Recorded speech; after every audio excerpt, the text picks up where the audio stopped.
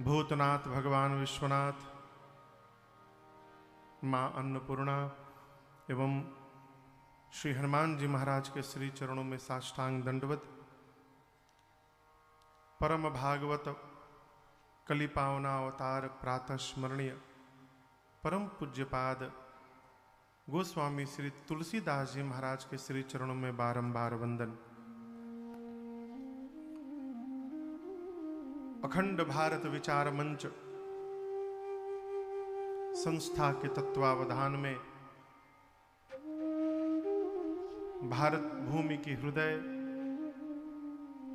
इस नागपुर के परम पुनीत धराधाम पर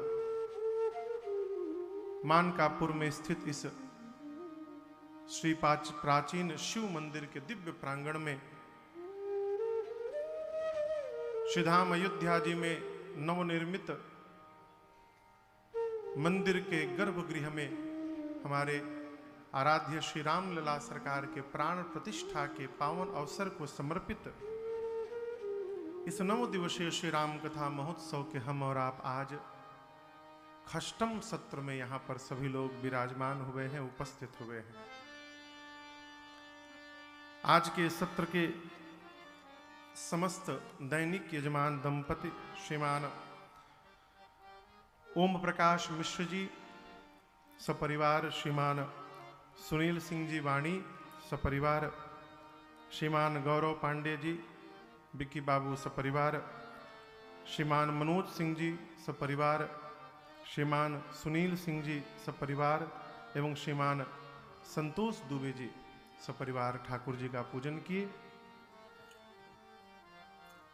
थोड़ा एक बार करतल ध्वनि बजा दीजिए।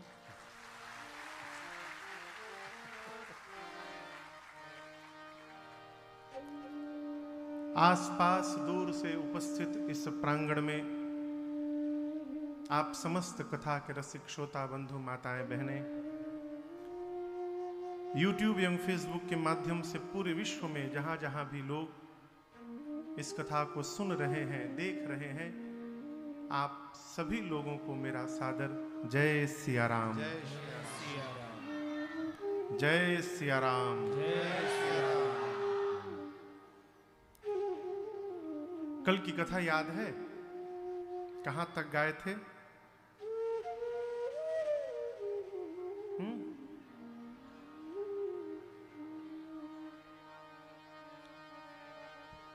जयमाल हो गया था? हाँ? रघुबर उर जयमाल देखि देव बरसहि सुमन सकुचे सकल भुआ जनु बिलो की रवि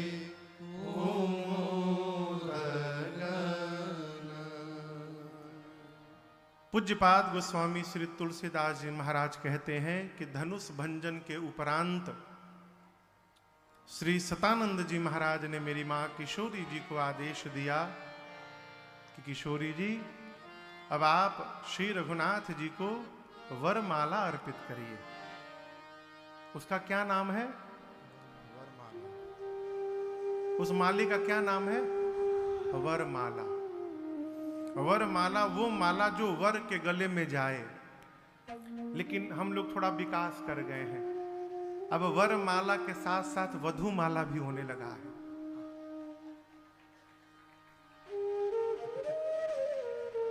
नियम केवल ये है कि कन्या वर का वर्ण करे, इसलिए उसको माला पहनाए। लेकिन एक माला वर भी लेके खड़ा रहता है वधु के लिए, है? यहां राम जी ने मां को माला नहीं पहनाई, मां ने प्रभु के गले में माल्य अर्पित किया है। इसलिए रघुबर उर जयमा देखी देव बरसहि सुमन सकुचे सकल भुआ जनु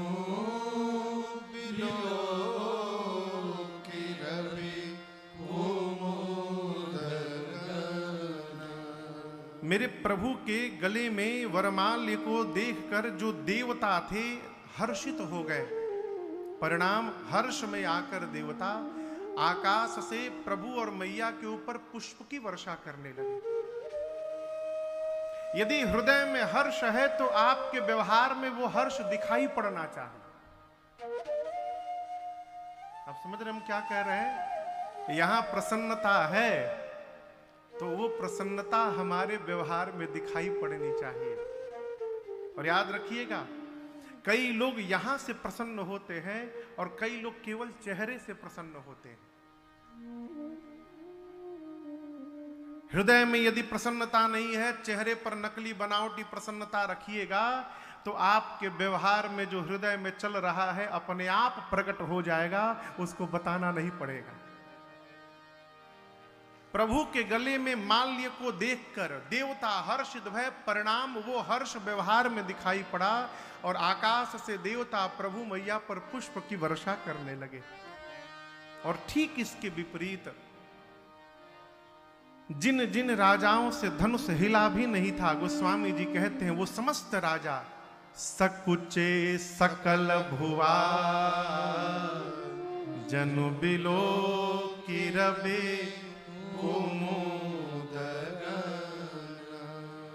जिस प्रकार सूर्योदय होने के बाद कुमुदनियां सकुचा जाती हैं, कुम्हिला जाती हैं, उसी प्रकार राम जी के आज तेज के आगे, भगवान के पुरुषार्थ के प्रकाश के आगे जितने राजा थे सभी राजाओं का चेहरा धूमिल हो गया, सबके चेहरे उतर गए।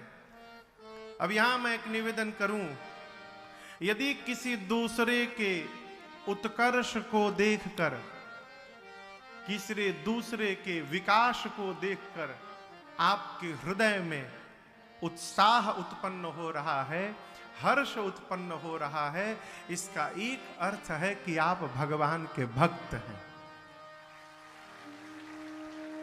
और इसको सहज व्यवहार ना मानिएगा। दूसरे के उत्कर्ष को स्वीकार करके आनंद में आ जाना यह सहज व्यवहार नहीं है। घर ही में लोग जलने लगते हैं, हो बाहर की क्या बात करिएगा। इसलिए कथाओं में बार बार निवेदन करता हूं, माई बाप विरोध न रखिए। आप यदि मन में विरोध रखिएगा तो आपके जीवन के उत्थान में अवरोध आ जाएगा। अवरोध वही नहीं रहता है जहां कोई विरोध नहीं रहता है। किसी के भी परिश्रम को देखकर, उसके विकास को देखकर प्रसन्न होने का स्वभाव बनाइए। प्रसन्न होइएगा तो आपके जीवन में भी अच्छा होगा। और दूसरे के उत्साह को देखकर यदि आप दुखी हो जाइएगा तो वो तो आनंद में रहेगा, लेकिन आप जरते जरते समाप्त हो जाइएगा। हमारी एक बिटिया, उसने कहा कि गुरुजी, वो हमारे एक परिचित हैं, वो हम लोग को देख के गुरुजी बहुत जलते हैं। घर में कोई भी अच्छा उत्साह हो तो उनका चेहरा उतर जाता है। हम क्या करें? हमने कहा कुछ न करो। क्यों गुरुजी? कुछ करने का काम ही नहीं है। यदि तुम्हारे उत्साह को देखकर वो जल रहे हैं तो उनको जलने दो। ये तौलिया है,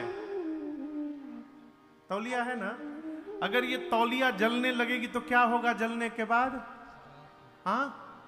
राख हो जाएगा। जो जल ही रहा है उसके लिए तुमको कुछ करना ही नहीं है, उसको जरने दो। जरते जरते एक दिन अपने आप राख हो जाएगा। तुम क्यों अपना हाथ गंदा करोगे? प्रतिकार भी नहीं करना है, पूछना भी नहीं है कि आप हमको देखकर क्यों जल रहे हैं। Let them cry. हम क्या करें महाराज? Let us fly. आप अपनी यात्रा में रहिए, उनको रोने दीजिए। आप प्रतिकार ना करिए। यहां देवता भगवान के ऊपर पुष्प की वर्षा करते हैं और जिन जिन राजाओं से धनुष हिला भी नहीं था उनके चेहरे उतर गए।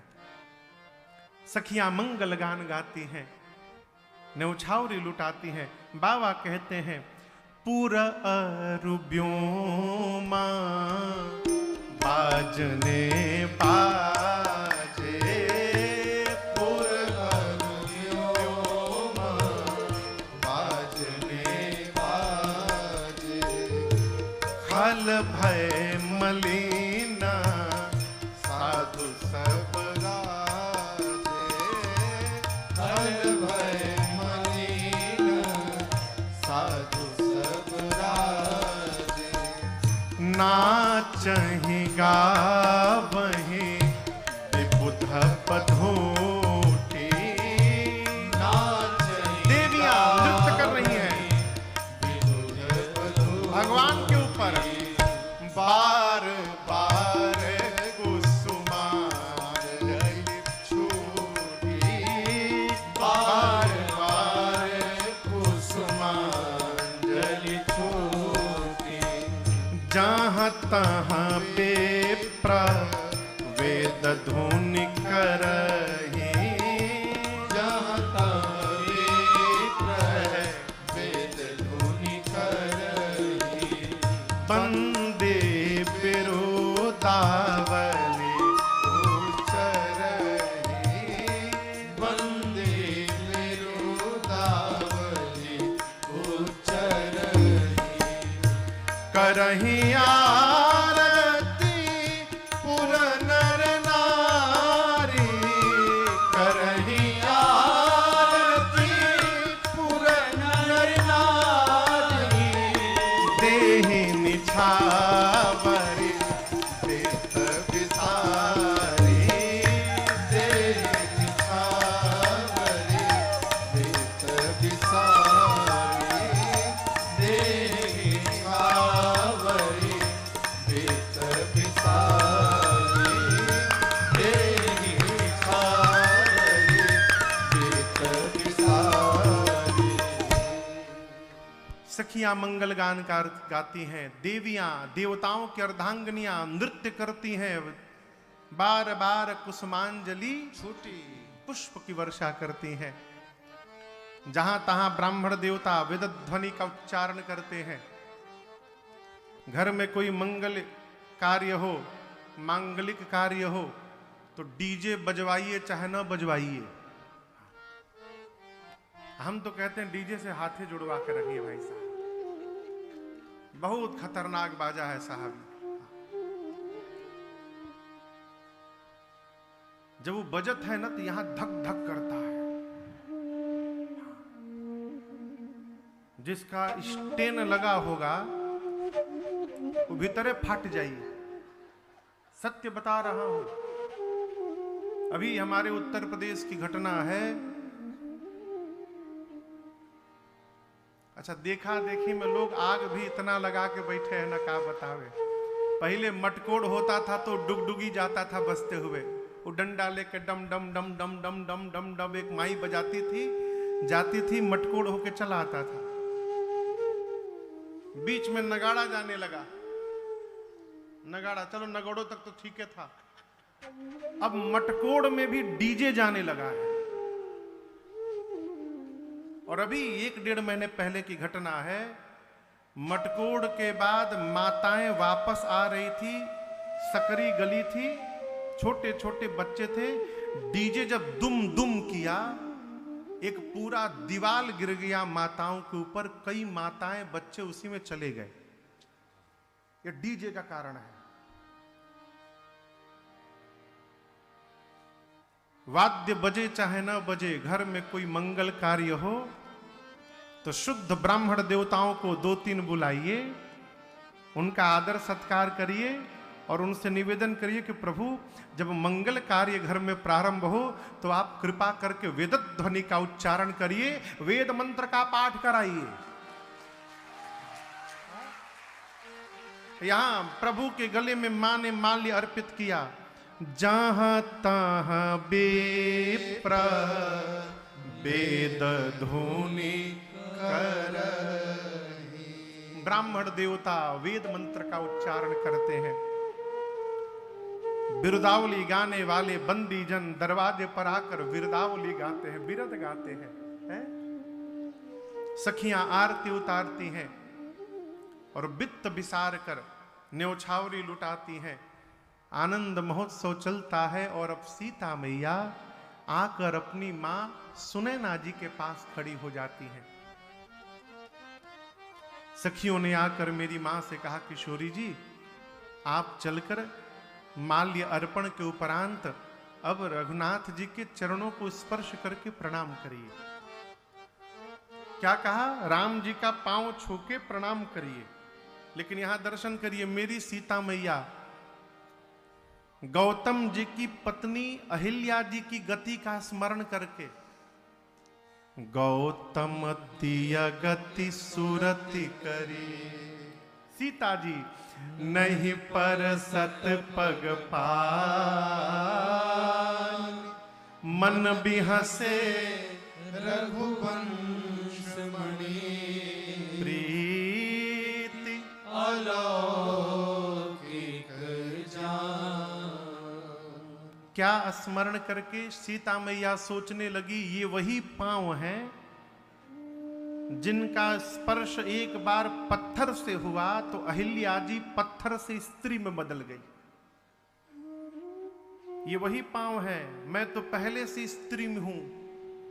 यदि पांव छू के प्रणाम करूं और वो जादू मेरे ऊपर भी चल गया तो वो पत्थर था तो पत्थर से स्त्री में बदल गई। मैं पहले से स्त्री हूं, न जाने मैं किस में बदल जाऊं। तो मारे डर के सीता जी राम जी के पांव को छू नहीं रही है। और मेरी मां के इस प्रेम का दर्शन करके रघुनाथ जी मन बिहसे रघुवंश मणि, प्रीति अलौकिक जान। इस अलौकिक प्रीत का प्रेम का दर्शन करके भगवान मन ही मन बिहस पड़े। और आपसे मैं यहां निवेदन करूं, माई बाप, ये मेरे पीछे राम जी है ना, मुस्कुराना और बिहसना दोनों में बड़ा अंतर है। मुस्कुराना तो ये मुस्कुराना हुआ, अब बिहसना मने ये बिहसना हुआ। राम जी मुस्कुराते तो हमेशा हैं, लेकिन बिहसते हमेशा नहीं हैं। मानस में कई बार बिहसे हैं राम जी।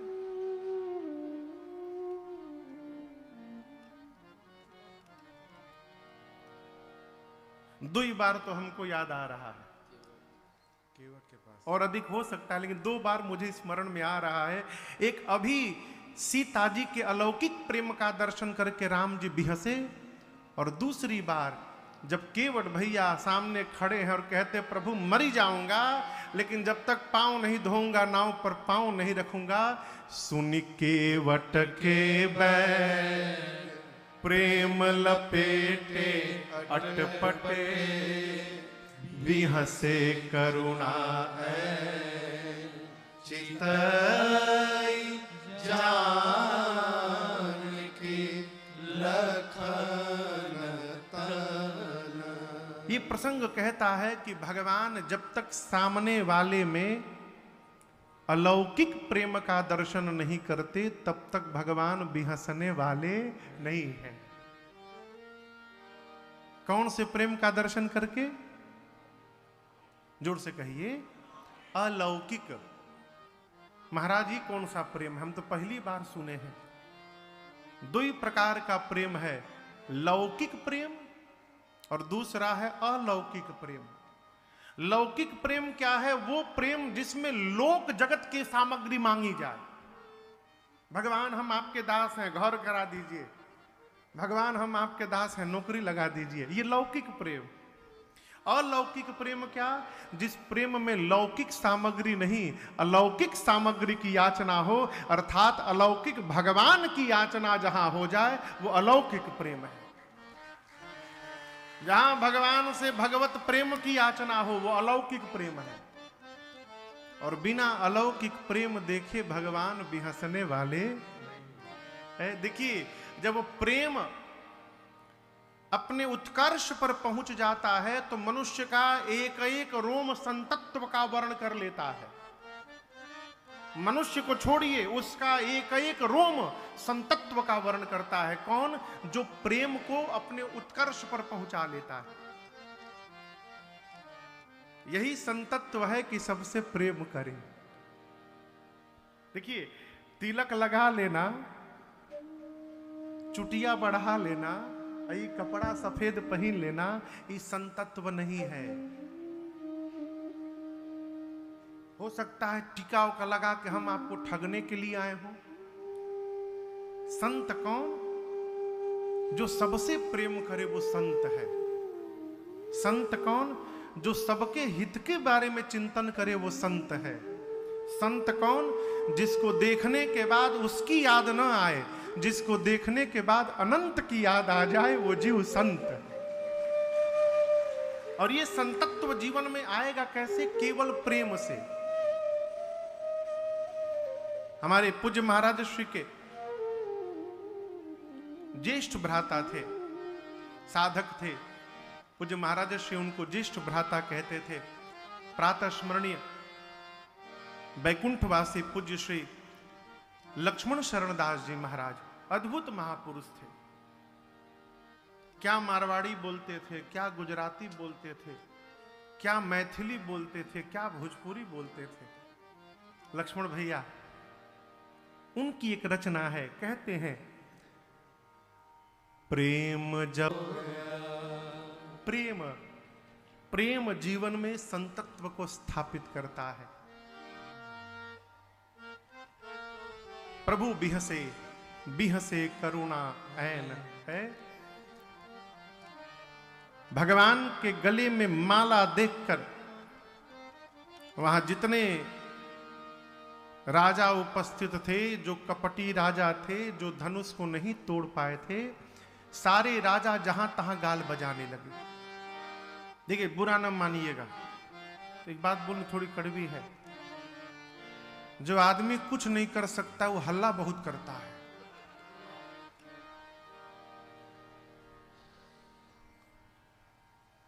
वो सोचता है कि हम चिल्ला चिल्ला के सबको दाब देंगे। खूब हल्ला करता है। ये सारे राजा गाल बजाने लगे। कहते हैं केवल धनुष तोड़ने से क्या होता है? हमारे रहते कौन है जो कन्या को लेके चला जाएगा? एक राजा बोला, ठीक बोले, जाओ पकड़ लो उन बालकों को, बंदी बना लो। एक राजा, जाओ तुम बना लो, हम बैठे हैं, जाओ तुम बना लो बंदी। जा कोई नहीं रहा, सब दूसरे को बोल रहे हैं।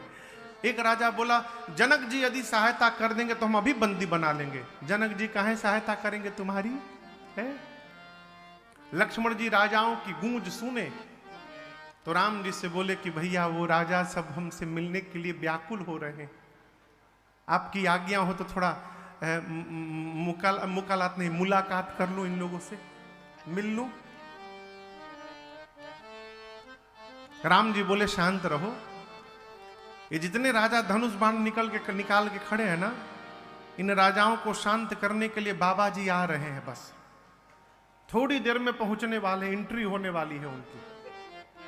और गोस्वामी जी कहते हैं उसी समय ते ही अवसर सुनी शिव धनु भंगा आयऊ भृगुकुल कमल पतन।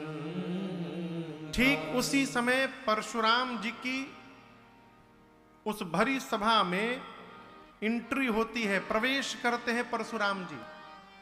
यहां गोस्वामी जी ने स्वरूप बड़ा अद्भुत बताया। गोरा शरीर है, विशाल ललाट पर त्रिपुंड शोभायमान है, अर्थात शैव है, शंकर जी के उपासक है। भाल विशाल त्रिपुंड विराजा, वक्षस्थल पर सुंदर यज्ञोपवीत है, कमर पर मृग चर्म लिपटा है, कमर में फरसा बधा है, कंधे पर अजगौ धनुष शोभायमान है, नंदी के समान वृषभ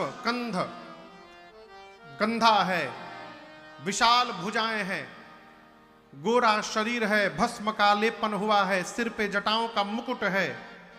गोरा आदमी जब क्रोध में आवत है तो चेहरा लाल हो जाता है। यहां गोस्वामी जी कहते हैं ऋषभस कछु का अरुण हुई आवा, थोड़ा चेहरा लाल हुआ है। आगे बाबा कहते हैं कि जिसको प्रेम से भी देख रहे हैं उसको लग रहा है कि मानो आज जीवन का अंतिम दिन है हमारा। सहजहु चितवत मनहु रिसाते। देखिए कई लोगों का भगवान, बुरा न मानिएगा, कई लोगों का भगवान चेहरे ऐसा बना देते हैं। एक आदमी को मैं जानता हूं, पिछले 22 साल से मैंने उनको हंसते हुए आज तक नहीं देखा। 22 साल से। जिस दिन उनके लड़का के शादी था उस दिन भी उनका चेहरा मानो पुआ फूलल हो, आज तक हंसते देखा ही नहीं। यहां गोस्वामी जी कहते हैं प्रेम से भी जिसको देख रहे हैं, सहजता से भी देख रहे हैं, ऐसा लगता है मानो उस पर रुष्ट हो गए। सहजहु चितवत मनहु। परशुराम जी पहुंचे और दर्शन करिए, जितने राजा धनुष बाण निकाल के खड़े थे, पकड़ लो बांध लो, वो सारे राजा परशुराम जी को देखते धनुष बाण अपन फेंक फेंक के कतारबद्ध होकर, और सभी राजा प्रेम से सामने आकर पितु समेत कही कही निज नाम, लगे करन सब दंड प्रणाम। सभी राजा कतारबद्ध होके परशुराम जी के सामने जाकर, आप हमको नहीं पहचाने, अमुक राजा के हम लड़का है, प्रभु कृपा बना के रखिएगा हम पर, हम आपको दंडवत करते हैं। सारे राजा दंडवत करने लगे। प्रणाम करके जाके राजा सब किनारे खड़े हो गए, चुपचाप खड़े हो गए, बैठा कोई नहीं, सब खड़े हो गए। बगल वाले से राजा कहते हैं कि हमको यदि पता रहता ही बाबा जी यहां आने वाले हैं, कसम खा के कहता हूं मैं शादी करने कभी नहीं आता यहां पर, मैं आता ही नहीं धनुष तोड़ने। बाबा जी आ गए, अब क्या होगा हम लोग का। बगल के राजा चुप रहो, कहीं बोलते देख लिए तो बाण न चला दे। सारे राजा प्रणाम करके गए। अब जनक जी महाराज आकर दंडवत किए हैं, प्रणाम करके सीता जी को बुलाकर प्रणाम करवाया है। और जैसे मेरी मां ने परशुराम जी को प्रणाम किया है, परशुराम जी आशीष दीन्हि सखी हर साली। श्री परशुराम जी ने आशीर्वाद दिया मैया को। सखियां तुरंत सीता मैया को लेकर गई। अब विश्वामित्र जी राम लक्ष्मण जी को लेकर के आगे आए। यहां दर्शन करिएगा, कोई यदि श्रेष्ठ व्यक्तित्व आपके पास आया हुआ है और ये यदि वो आपको नहीं पहचान पा रहा है तो आप उसके पहचानने की प्रतीक्षा न करिए, आप स्वयं ही जाकर चरणों में प्रणिपात हो जाइए, उनसे आशीर्वाद लीजिए। यहां विश्वामित्र जी स्वयं पहुंचे हैं, मिले, राम लक्ष्मण जी को प्रणाम करवाया। और दर्शन करिए, उस क्रोध की स्थिति में भी जैसे परशुराम जी ने देखा राम ही चितई रहे थकिलोचन, राम ही चितई रहे थकिलोचन, राम ही चितई रहे थकिलोचन, राम चितई रहे थकिलोचन,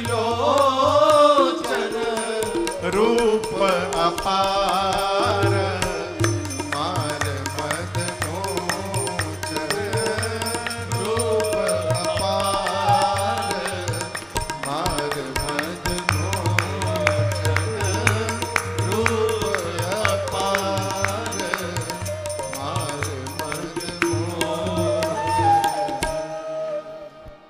अब कल्पना करिए, कोई व्यक्ति क्रोध की अवस्था में रहता है तो उसे कुछ सूझता उझता नहीं है, ठीक ना। परशुराम जी क्रोध की स्थिति में है, लेकिन जैसे मेरे रघुनाथ जी सामने आए, भगवान के सौंदर्य के समुद्र में परशुराम जी का क्रोध कहां समाप्त हो गया उनको पता नहीं चला। भगवान के रूप पर खो गए। रूप अपार मार मत पूछ, लगे मेरे प्रभु को निहारने। अब मन ही मन सोचने लगे कि मैं तो यहां क्रोध में आया था, लेकिन रघुनाथ जी आपको देखने के बाद